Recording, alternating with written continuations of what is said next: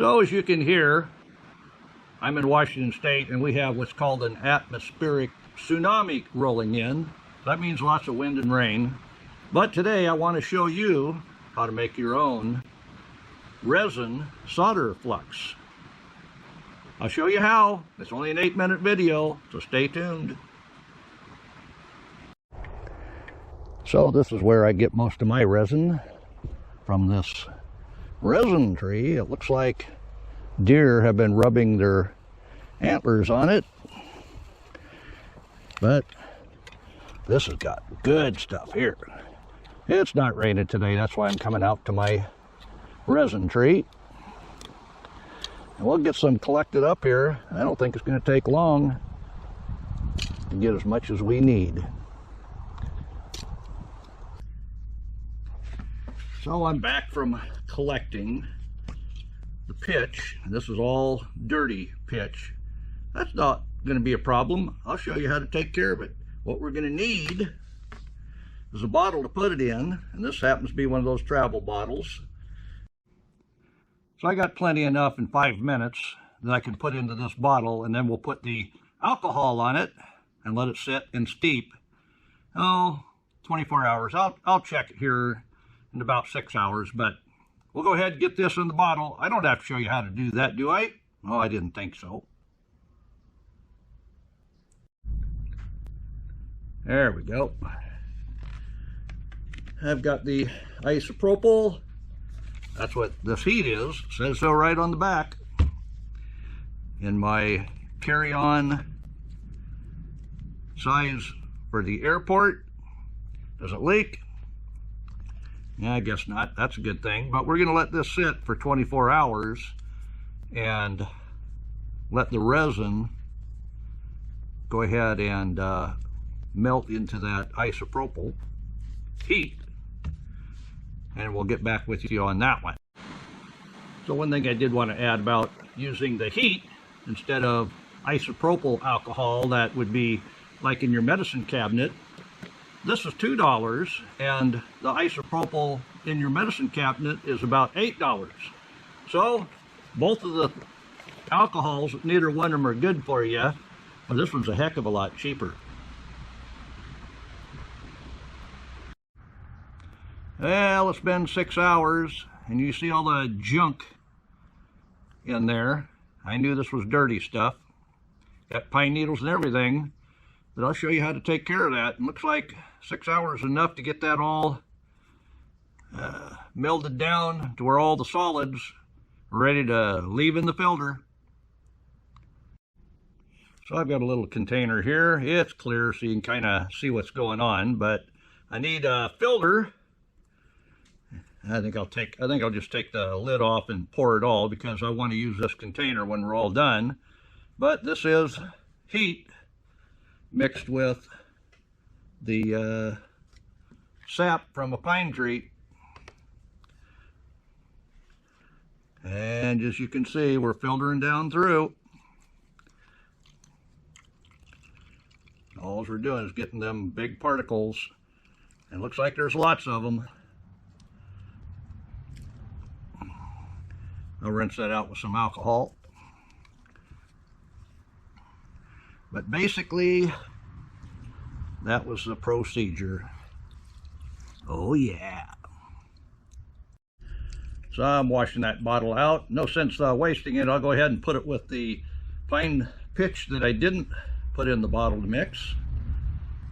And that'll be, for the next time, that'll be melted down a little bit more. And that alcohol, it will evaporate. So I am going to filter it twice, just because I saw some chunks in there.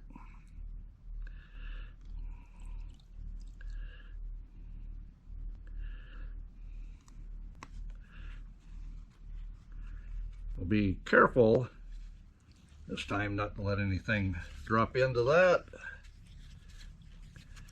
But we have a nice pitch color of the, that's an amber color, by the way. Now we'll go ahead and put that back in the jar. So we got something we can tip that in with easy.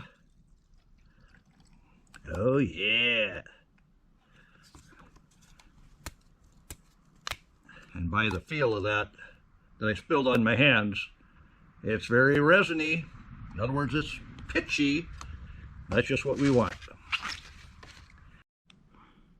So you see on the outside of the bottle where I spilled a little bit of that, that's that resin. This stuff is going to work great. Let me show you. So if you soldered wire before, you know one of the hardest wires to solder is a multi-strand copper wire. We've got our soldering iron hot. You see it's melting the solder. Let's see if we get anything to stick.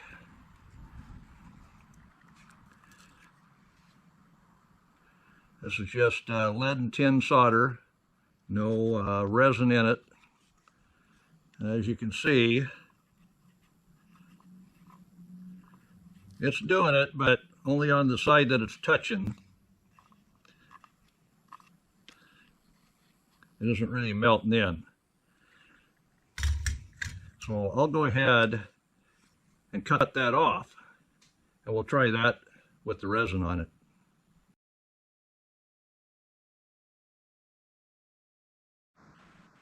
So we've got our copper. There's nothing on it yet. We'll go ahead and open this up and give it a quick dip. That's all it takes. We don't want to mess anywhere. This stuff is sticky. Get it vertical here. See it melting in?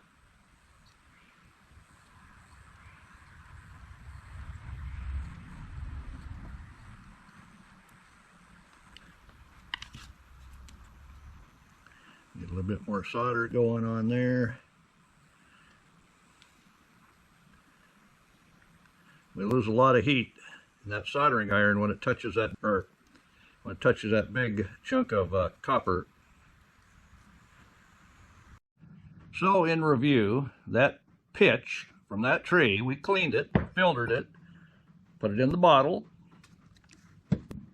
tested it out with a soldering iron, and as you can see, it worked very well. It wouldn't work at all, barely stuck, just a couple pieces without any flux on it. So that resin, like the resin core solder here, it definitely helps. And like I say, there's a itty bitty bit inside the middle of that solder. Just in case you didn't know that, you might have been using this for years and just figured it was part of the solder, but it's actually embedded inside.